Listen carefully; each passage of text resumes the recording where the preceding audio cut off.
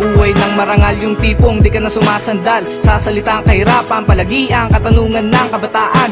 Hanggang kailan ko papasanin? Kailangan pa ba na ito'y tiisin? Kung tutuusin, masamang gawain di dapat gawin, pero bakit ba nagagawa? Anumang kabay di nadadama para lang masolusyonan ng mga kumakalam na dyan. Mahirap na pamumuhay, kailan ba ito mabibigyan ng kulay? Katanungan ko'y dapat sagutin, di dapat ibaling at tingin. Pansinin ng mga nakikita, mga nabubuhay dyan sa paligid. Lahat ay ginagawa para lang makadama ng minsan ng kabusugan, kapusukan, kahirapan, kakulangan ng ating mga dindanas ng mga taong namumuhay, lalo na dito sa Pinas. Nakakainis ng isipin, winawalis ang sariling atin kahit na alin. Tana na, kailangan halim, bawa pa ganyan talaga.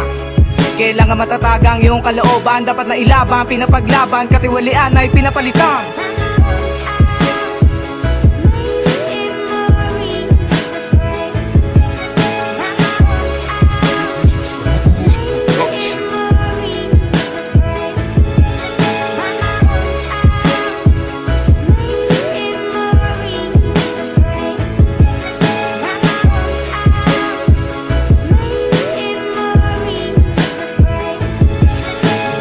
Sa umaga, pati ang agahan pinoproblema, dapat nga kakain na lang. Pati ba naman yan, titiisin lang at walang hiya talaga. Ba't parang walang nakikita? Pagmasdan mo ang mga batang nagugutom dyan sa daan, humahanap ng kanilang paraan para na magkalaman ng kanilang tiyan. At masakit mang isipin, para bang hindi kami Pilipino? Pilipino, nyo na ba kami dahil sa pitaka nyo o ginagamit para lang makita na mabait kayo? Ang gulo ng mundo, o tao lang ba ang magulo? Mga nasa taas nagmamataas at gumagawa ng sariling batas, nagpapalabas na sila'y malakas, ba't ang kahirapan di malutas? Yan ang aming katanungan, nasan na ang kasagutan? Masakit lamang na malaman pag inalamang katotohanan sa paglipas ng araw. Sana nga'y wala nang makinabang ng mithiin namin, lalo na't aming pinaglalaban. Porkit ba mahirap lang kami, sa tingin nyo ay wala lang.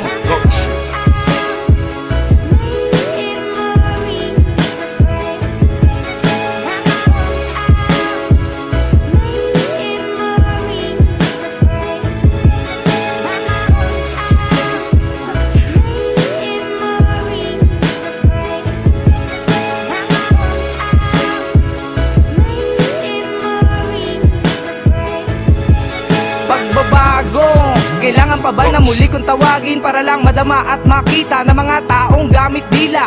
Ang kakayahan niya nga dapat isipin, pag-aalangan ay hindi ang gawain ng tulad natin. Ikaw at takot silang lahat, lumalaban ng patas sa batas ng tunay at tapat. Pagbabago, matagal ka pa ba na dadating? Hindi ko na nga kasi ito matiis, lalo na sa aming pagpapaalis. Meron pa ba ako na dapat sisihin? Ba't parang wala alam na kasi natin? Hindi ko na dapat ilapat ng pilit pagkat narinig na nga ng karamihan ng kalimitan. Lang naman ay lagi na lang bingi-bingian. Asa na ba mga taong tapat at dapat ibibigay lahat? Nararapat na sapagkat ramdam ang buhay na mahirap. Ang kaisipan ay nagkakaisa, ang patutunguhan ay di dapat isa. Masama nga, puro bunga, nga lang pinapairal at nagpapaasa.